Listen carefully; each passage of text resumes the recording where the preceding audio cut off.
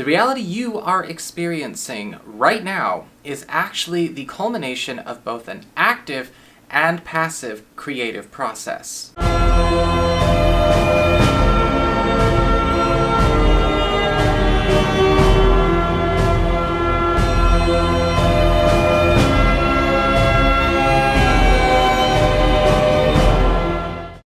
Hey everybody, Nico, Scarlet Moon, back here with another special video, and you know how I like to do these very close together in pairs, because sometimes the topics just dovetail really well into one another.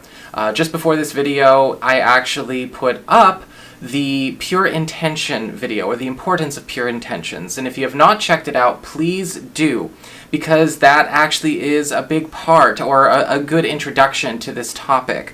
Because in this video we're going to talk about how things actually are manifested, created, and attracted both on the passive level, from things that we actually carry in our energy field, and what we need to do to be more effective when it comes to actually emitting and actively attracting, creating, and manifesting in our everyday. And how do we identify when these forces are not in harmony in a way that actually creates a desired or complementary life experience to what we want. Now in this video I'm going to do something a little bit differently. After going over the introduction, I'm actually going to let two stories actually do a lot of the teaching. I've actually got permission to use two different stories. No, I'm not using the individuals' names. That will actually help you to understand more about how the passive and the active not only interact with each other, but they also kind of co-create within the individual experience, and how that can go right and how that can go wrong. So let's actually start with the passive creation process.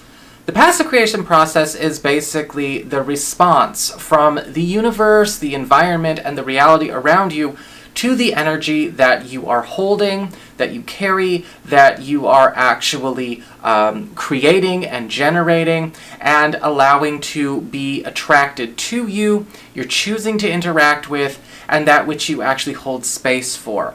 Now, on the passive side of things, sometimes this can be conscious and sometimes this can be unconscious. When we talk about how realities are created, right? We talk about intent, we talk about thoughts, we talk about feelings, we talk about emotions. How do things actually get translated to the universe, though? Well, the thing is intention is the most common way to actually create something consciously. However, belief is the way one creates unconsciously. Belief is actually the primary mode of the passive creation process. Not the only one, but one of them. Because when we talk about belief is how we actually energize the thoughts, the emotions, and the energies that we actually carry within our field, whether you want to call that an aura, sphere of influence, the tube torus field, whatever you want to call it. And what happens is that the more that we actually energize in our beliefs, within ourselves, our belief about ourselves, our belief about the world, about other people, about everything, the more we actually create an affinity for those vibrations. Again, allowing such things to maybe present themselves in our field, or maybe even keeping things out of our field of experience. The thing to remember when it comes to beliefs is that it's not necessarily a belief when it gets translated, I guess you could say, to the universe as a greater whole. Anything that is actually super energized or supercharged, whether it's with, your bodily energy, your spiritual energy, your emotional energy, is actually broadcasting a resonance into the space that you are in and into your personal life experience and your personal life stream. Whether we are charging that with emotional energy such as love or happiness or fear or anger, or we are actually energizing it with, again, our own internal work, again, spiritual processes, personal development processes, what we are actually working on, but not necessarily consciously directing, is actually maybe setting a bit of a tone, I guess you could say, or setting the vibrational standard of the space that we carry. This also creates the opportunity for us to interact with other energies around us, the energies of other people, the environment, cosmic energies of all kinds.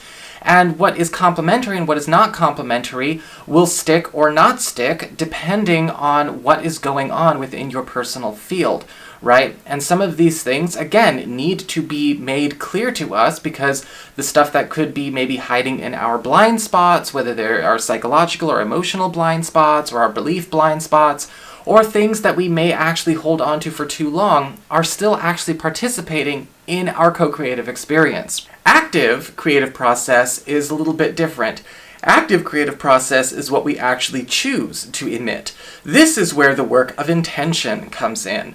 The active creative process is the act of actually sending and directing energy, whether it's through thought or through, feeling, or again, your own spiritual process in order to create something that you wish to see substantiate in your life experience. Now, the important thing to understand here is that when you are actively creating something, you are still actually energizing the thought or the idea or the intention that you are sending out. What we can do with the active creation process is learn how to harness our energy, whether we call it chi, whether we call it spiritual power, whether we call it concentration, whether we call it whatever, personal willpower, however it works for you. Now, the relationship between active creation and passive creation needs to be a good one. And a lot of times when it comes to especially people who are working on their spiritual path, they tend to favor one over the other. And they tend to spend more time, invested in working on one process or perfecting one process as opposed to keeping them in harmony. And a lot of that, I think, has to do with that individual's personal reasons and comfort zones when it comes to how they are beginning their practice and learning to master their practice. But at the end of the day, both need to come together in harmony. All right? Kind of like the Vesica Pisces, right? We have the masculine and feminine coming together to create a perfect being, harmonizing both energy forms at the same time, keeping the strength and the energy flowing throughout the energy field and allowing us to be able to create, receive, have or have not, however that energy is dictated. When we are consciously directing our energy, we do need to be able to match the feeling of what it would be like to actually be in the presence of, have, keep, and experience that experience, whatever it is.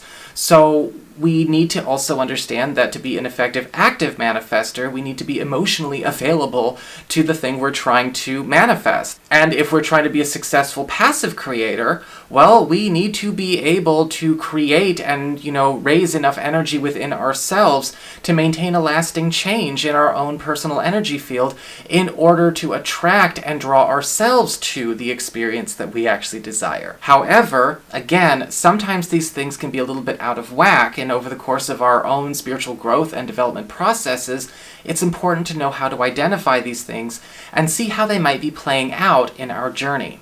So, to, take things in a different direction, just because, again, this is intended to be a little bit more of an overview and an introductory, sort of appetizer for the topic, I feel like we need to actually illustrate these points with some stories.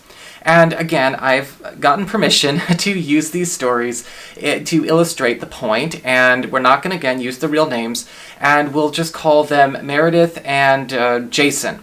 So Meredith and Jason, we're going to look at two separate stories about how the active and passive creative processes might need to be tweaked or how they can be worked on and help us to identify what could be going on with our creative process. We can actually troubleshoot these experiences to get a better understanding of what's going on there. So let's talk about Meredith first and what's going on with Meredith. Now, Meredith actually is a really, really cool woman. She's very, very strong, very, very smart, very, very clever, probably the most clever in her entire family. And she has this really cool knack of being able to actually, create any kind of opportunity she wants. She's a master active creator, I'll put it that way. She has, gotten herself so many accolades when it comes to her career and her field.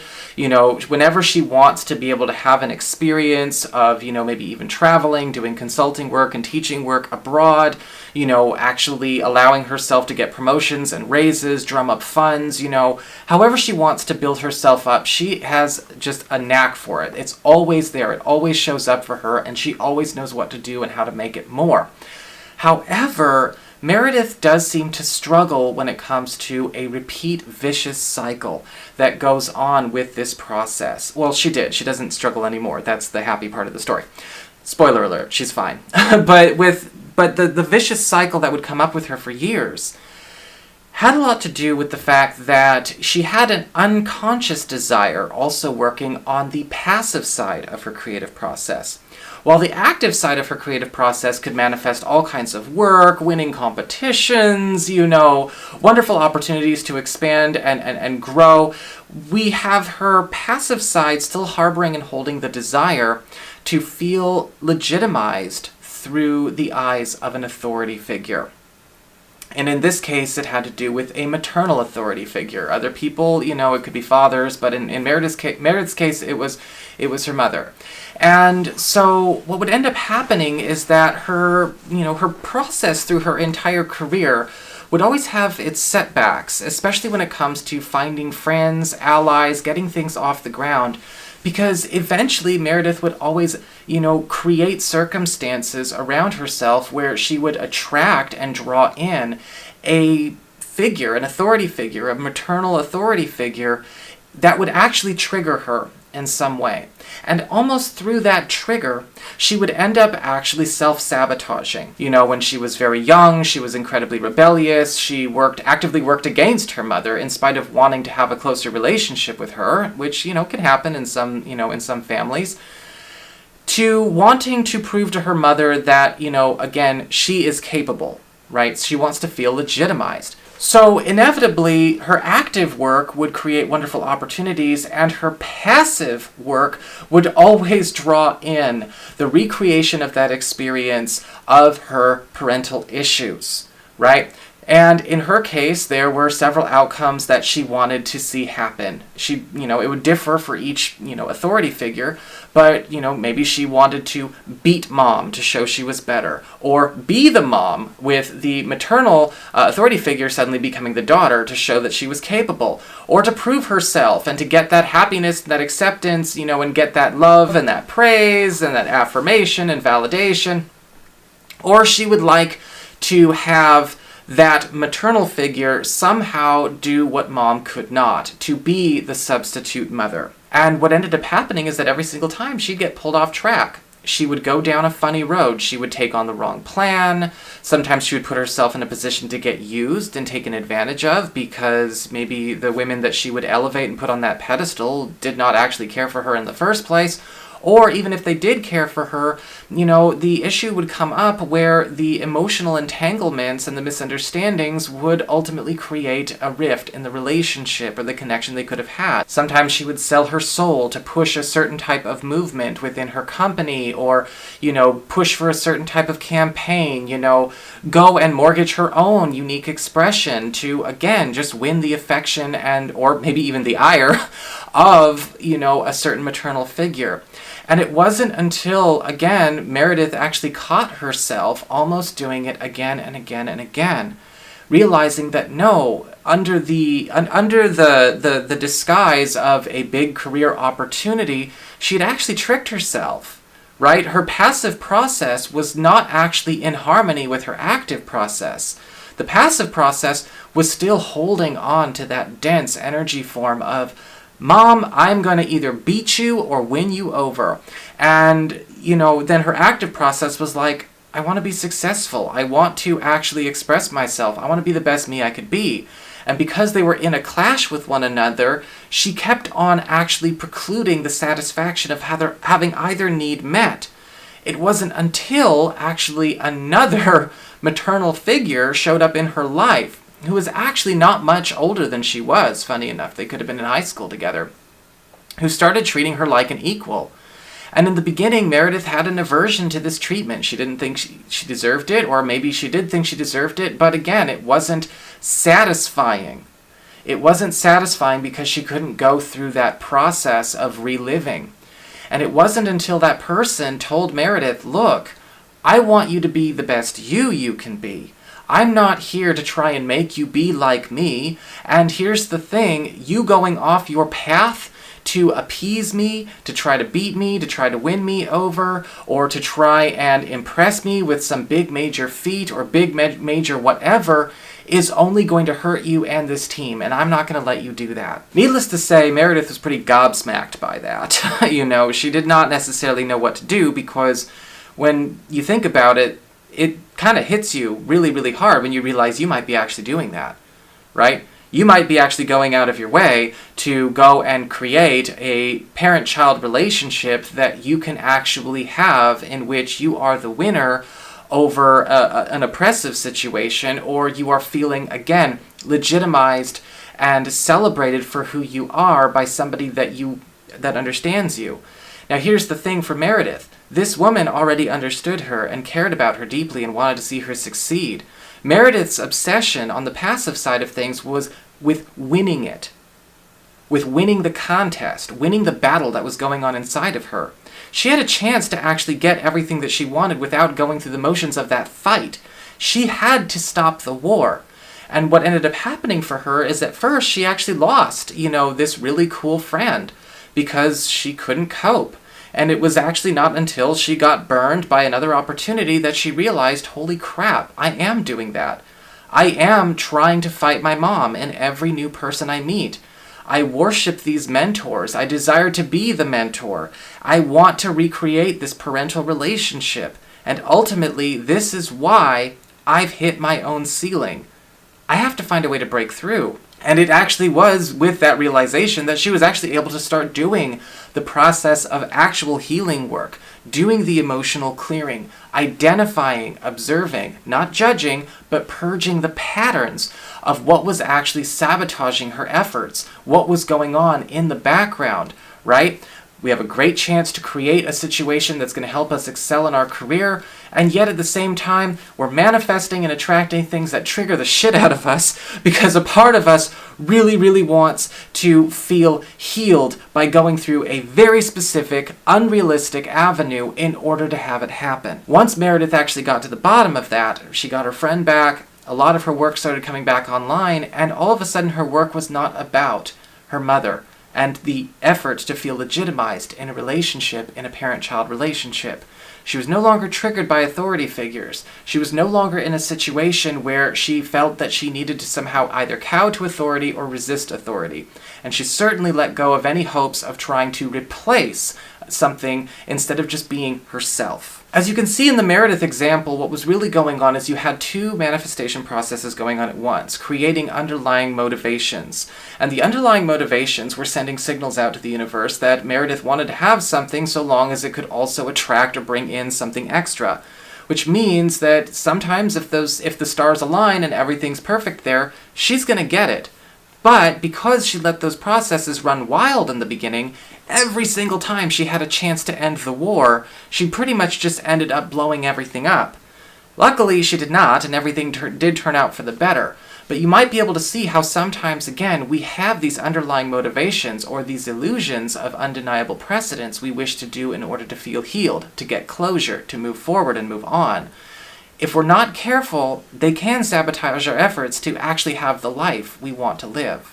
So if Meredith's experience is an illustration of what can happen when underlying motivations and internal passive creative processes are actually interfering because it's discordant or maybe the opposite or a completely different intention or core motivation for what she's trying to experience, Jason would be the example of what happens when a core belief or the passive creative process actually motivates the active creative process, but it's happening in a very unhealthy way and in a very damaging way that is only feeding into further misunderstanding of self, lack of acceptance of self, and the inability to actually have a loving, mutually accepting relationship.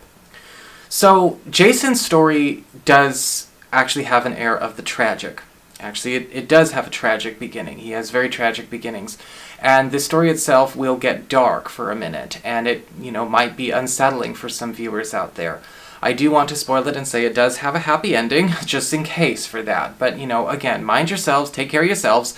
If, it starts to get a bit disturbing or anything like that, again, try to relax and realize, again, it's a part of his process, right?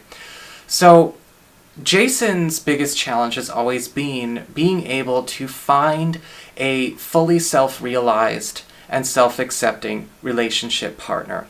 Jason himself is actually a very attractive, charming, funny, considerate person. Jason has never really had any trouble attracting women into his life at all, but he never seems to be able to keep the relationship going for more than a short time. Or if he does end up having those relationships go for longer than, say, a few months, they tend to, disintegrate very, very quickly. They tend to get very explosive, very emotive, people feeling hurt, loud fighting matches and arguments and things like that.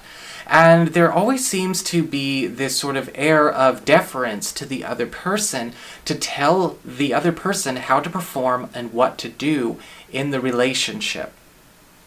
Now, the thing about Jason is that he has a tendency to always want to perform really, really hard when it comes to relationships. When I say perform really hard, I mean, go the whole 9 yards.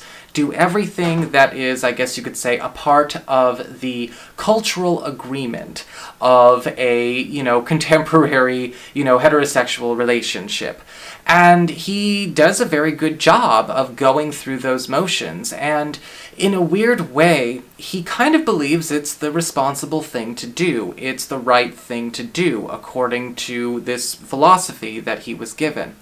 And he always, is successful in, attracting a woman who feels the same way about performing the I guess you could say, the cultural agreement of what a woman is supposed to be and do in those relationships.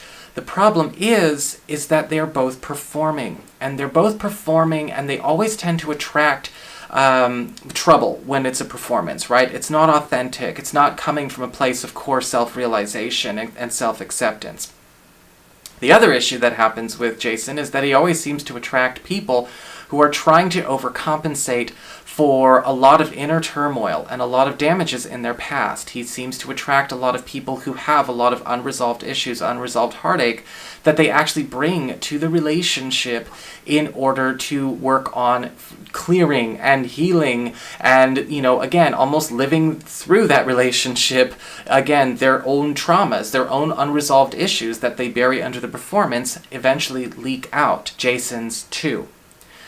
And, after a while of, working alongside, Jason and examining the situation, alongside Jason, it kind of became apparent that Jason himself is actually attracting a reflection of himself in these women. Jason is actually doing the same thing. He believes he's supposed to act, walk, talk, and behave a certain way in relationships and to exude a certain personality, a certain type of energy, and a certain performance in order for it to be a success. But he's been very unsuccessful because, well, eventually, again, that performance can only hold up for so long.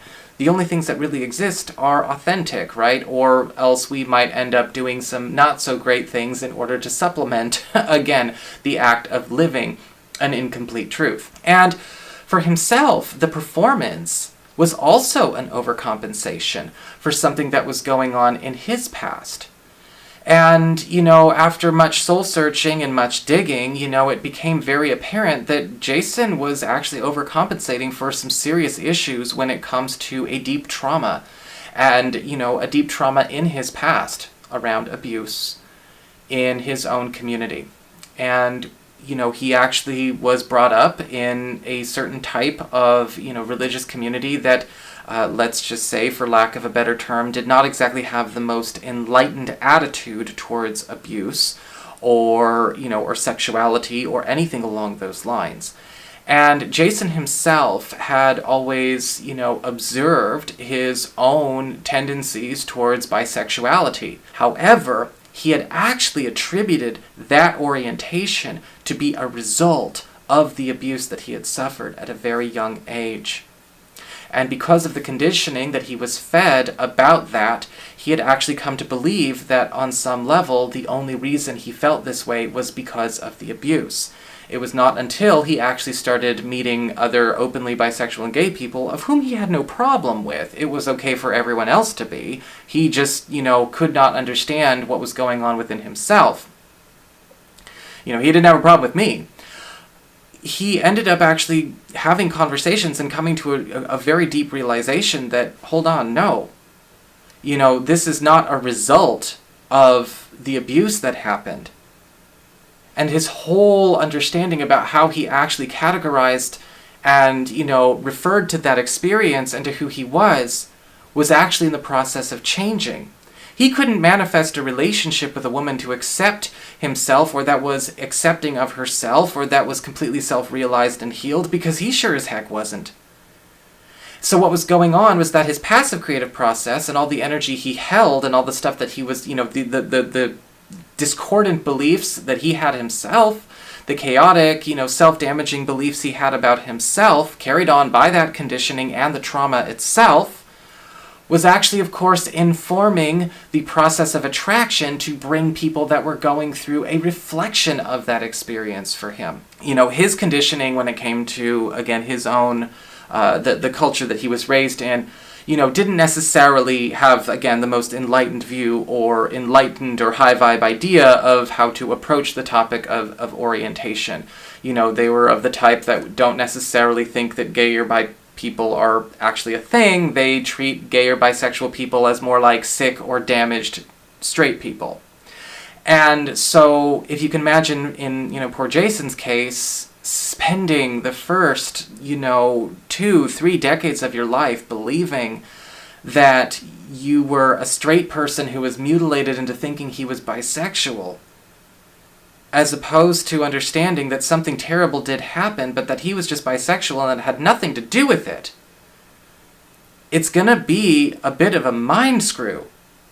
And a lot of what's happening, for Jason now is that he is attracting, again, people that he can have meaningful, deep relationships with, even ones that even if the relationship doesn't work out, whether it's with, a woman or a man, they can still be friends. He's attracting people into his life that he actually feels he can be his whole self with. And what's happened, for Jason since, once he actually kind of changes, again, that broken, shattered belief that basically, again, contaminated his efforts towards love for so long, he actually did find himself a partner. One whom I think he would have ran away from before. He was very open about running away from, openly bisexual women, because it would, of course, trigger a person. Here's a woman who's comfortable in her orientation, and here I am struggling with mine. Or a man that he had actually developed, deep attraction and romantic feelings for, but again, could not go further with that friendship for fear of whatever that would mean. Once he was actually able to come to a place of true self-love and true self-acceptance, the candidates that were ready for a deep, mutually accepting, unconditional love started to present themselves. And he's now in, actually, a deep, long-term relationship with, funny enough, a bisexual woman, who is actually, again, very self-accepting, very empowered herself, and very much, exuding that self-realized and self-completed vibration that they can actually create a long life with together, should they choose. It could have just as easily have happened with a man, but it never would have happened either way if he had stayed in that space of believing that he was actually something that could not be accepted, or that he was somehow incomplete, fragmented, or broken. And such relationships would only have continued to manifest for him had he kept going that way. So it's an interesting idea to think of the things that we are conditioned to do in order to have the life we're told we're supposed to have. And in his case, it was a case of, again, a passive creative process misinforming an active creative process and creating only more turmoil. Now, we all have these areas of our lives that do need a bit of examination, that we do need to be able to watch and to see with ourselves, to be able to actually embody, to understand, checking with our internal processes, right? We all go through things similar to these. Maybe it's not necessarily a matter of parental, authority battles or orientation or beliefs about relationship dynamics or career.